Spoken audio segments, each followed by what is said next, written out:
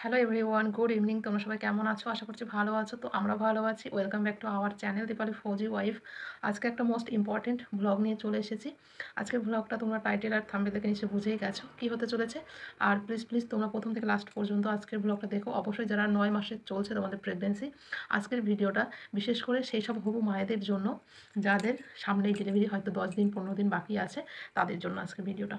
ঠিক আছে? তো আমি এই ভিডিওটা যেটা শেয়ার করব, তোমরা কিন্তু প্লিজ লাইক করবে, কমেন্ট করবে, শেয়ার করবে। বেশি বেশি করে কমেন্ট করো, ঠিক আছে? কমেন্টে রিপ্লাই করবো। ভালো লাগলে তোমরা কিন্তু বিশেষ করে একটা করে লাইক করে দিও, ঠিক আছে? আমার প্রচুর ভালো লাগে, তোমরা অনেকে অনেক রকম কমেন্ট করো, খুবই ভালো লাগে। তবে এই যে সমস্ত রকম কমেন্ট করো, এই কমেন্টের রিপ্লাই নিয়ে একটা ভিডিও নেক্সট ব্লগে চেষ্টা করব আনার জন্য। তবে আজকে আমি তোমাদের সঙ্গে শেয়ার করব 9 মাসে 10 দিন বা 15 দিন আগে ঠিক একটা মানে গর্ভবতী মায়ের শরীরে কী কী চেঞ্জ বা পরিবর্তন দেখা দেয়, কী কী হতে পারে, বা আমার 9 মাসে গিয়ে আমার শরীরের মধ্যে কোন কোন চেঞ্জ দেখা দিয়েছিল, কী কী হয়েছিল সেগুলো শেয়ার করব। আর বিশেষ করে বাচ্চার নড়াচড়া কম হয়ে যায় কেন, পেটের মানে পেটের যে শক্ত শক্ত ভাবটা হয় ওটা কেন হয়, করণীয় কী কী আছে সেটা বলবো, ঠিক আছে?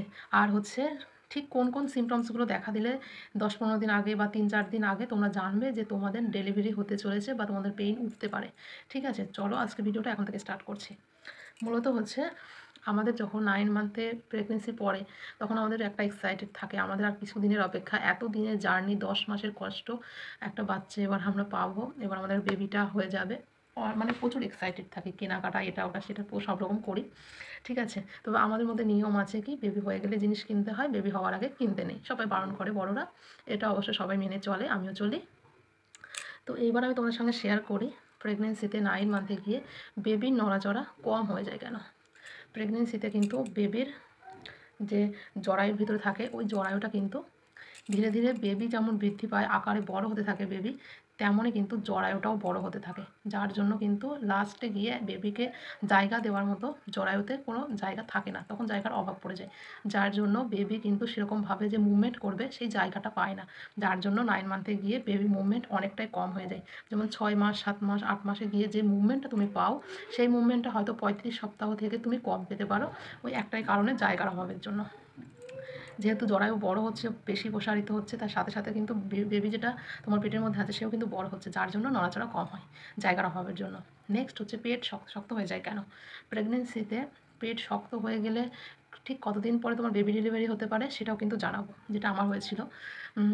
প্রেগনেন্সিতে পেট শক্ত হয়ে যাওয়ার অনেক কারণ আছে, যার মধ্যে হচ্ছে জরায়ু বৃদ্ধি পেতে থাকে, তার সাথে সাথে তোমার বেবির ওজন বৃদ্ধি পাচ্ছে, বেবি আকারে বড় হচ্ছে, যার জন্য কিন্তু জরায়ুতে জায়গা থাকে না, সেই জন্য তোমার পেট শক্ত শক্ত হয়ে যেতে পারে, জায়গা না থাকার জন্য।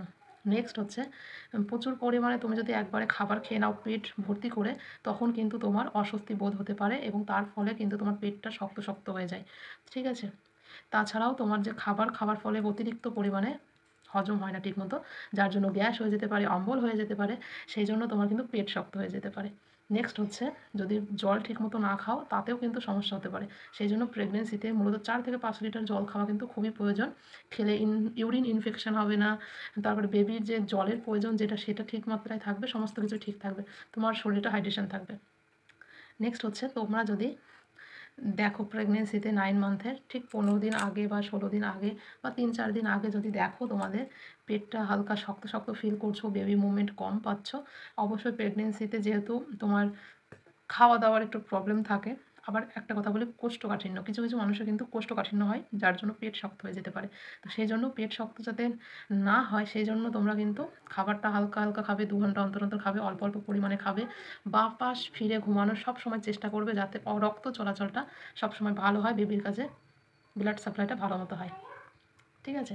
তো এই সমস্তগুলো কিন্তু করা খুবই ভালো, আর বাঁ সাইড ফিরে ঘুমালে কিন্তু খুবই ভালো হয়।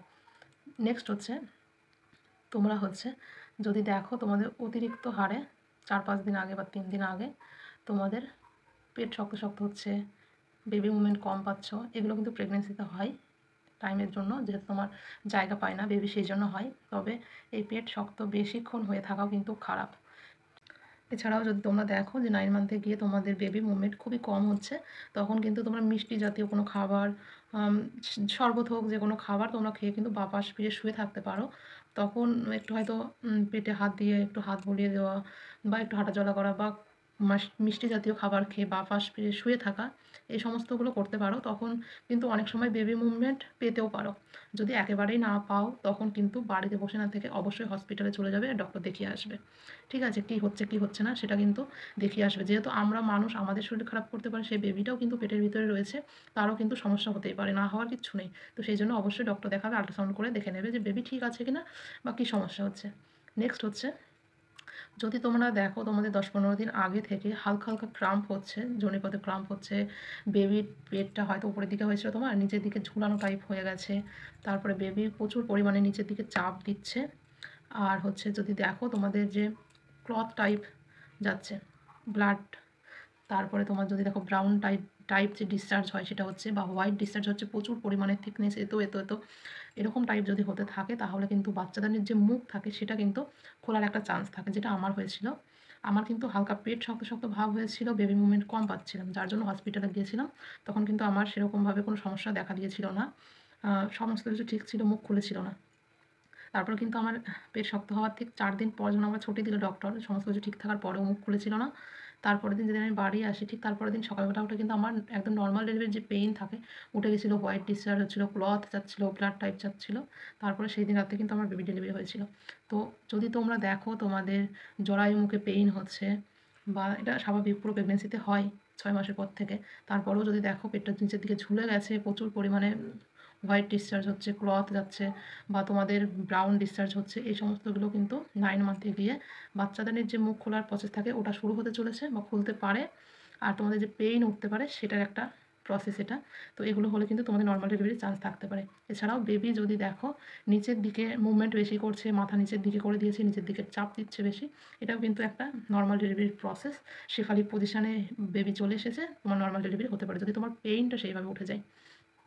অবশ্যই তোমরা যদি সারাদিন কাজকর্ম সেরকম করতে হবে না, হালকা পাতলা কাজকর্ম যেগুলো করা যায় মানে প্রেগনেন্সিতে, সেগুলো যদি করো, একটু অ্যাক্টিভ থাকো, হাঁটাচলা করো, একটু ব্যায়াম করো, তবে অবশ্যই কিন্তু প্রেগনেন্সিতে একটা পেইন আসার চান্স থাকে, যেটা আমার এসেছিলো দুটো বেবির ক্ষেত্রেই। নর্মাল ডেলিভারি সারাদিন কাজকর্ম করতাম, সমস্ত কাজ A to Z, ঠিক আছে, পোছা লাগানো, থালা ধোয়া, জামাকাপড় কাচা, মানে পুরোটা 9 মান্থ পর্যন্ত। বেবি হয়ে গেছে সেই দিনও আমি সকালবেলায় হসপিটাল জামাকাপড় কেচেছি। ঠিক আছে, নর্মাল ডেলিভারি হলে প্রচুর সুবিধা আছে। আর হচ্ছে তোমরা যদি দেখো তোমাদের পেইন হচ্ছে কোমরে বা মাজায় বা পায়ে পেইন হচ্ছে অতিরিক্ত, তারপরে হচ্ছে যদি দেখো পেট শক্ত হয়ে গেছে, একদমই পেট শক্ত তোমার কমছে না, সেটাও কিন্তু নর্মাল ডেলিভারির একটা চান্স, বা যে পেইন ওঠে সেই পেইন ওঠার একটা চান্স। আমার কিন্তু 4 দিন মানে পেট শক্ত শক্ত ভাব হয়েছিল, ঠিক সেটা ডক্টর দেখিয়েছিলাম, আমাকে ইঞ্জেকশন দিয়েছিল। তো 4 দিন পরে কিন্তু আমার ডেলিভারি হয়ে গেছিলো। তো তোমাদেরও যদি এরকম দেখো পেট শক্ত শক্ত ভাব, হয়তো 2-1 বার হলো, ঠিক হয়ে গেল, পুরো দিন আর আসলো না। যদি দেখো সারাদিন পেট শক্ত শক্ত ভাব হয়ে আছে, একদমই ঠিক হচ্ছে না, তখন কিন্তু তোমাদের নর্মাল ডেলিভারির একটা চান্স থাকে, বা 2-4 দিনের মধ্যে তোমাদের ডেলিভারি হয়ে যেতে পারে, যেটা আমার হয়েছিল। ঠিক আছে? তো যদি দেখো তোমাদের নিচের দিকে খুব চাপ দিচ্ছে, ব্লাড যাচ্ছে, বা হালকা পরিমাণে জল ভাঙছে, যদি দেখো হোয়াইট ডিসচার্জ প্রচুর পরিমাণে হচ্ছে, তারপরে পেট শক্ত হয়ে গেছে, এই সমস্তগুলো যদি হতে থাকে তোমাদের, তাহলে কিন্তু তোমাদের নর্মাল ডেলিভারি হতে পারে। তো আশা করছি আজকের ভিডিওতে যতটুকু তোমাদেরকে জানালাম, খুব হেল্পফুল একটা ভিডিও। ঠিক আছে? তো এই সমস্ত ঘটনাগুলো যদি তোমাদের সাথে ঘটে, বাড়িতে বসে না থেকে অবশ্যই চলে যাবে ডক্টরের কাছে, ডক্টর দেখিয়ে আসবে, বা ডেলিভারি টাইম হয়ে গেছে হয়তো, তোমার ডেলিভারি হয়ে যেতে পারে। তো দেখা হচ্ছে নেক্সট ব্লগে। এখন এই ভিডিওটা শেষ করে দিচ্ছি। ভালো লাগলে লাইক, কমেন্ট, শেয়ার আর সাবস্ক্রাইব করে দিও। Bye, good night. ততক্ষণ সকলে ভালো থেকো।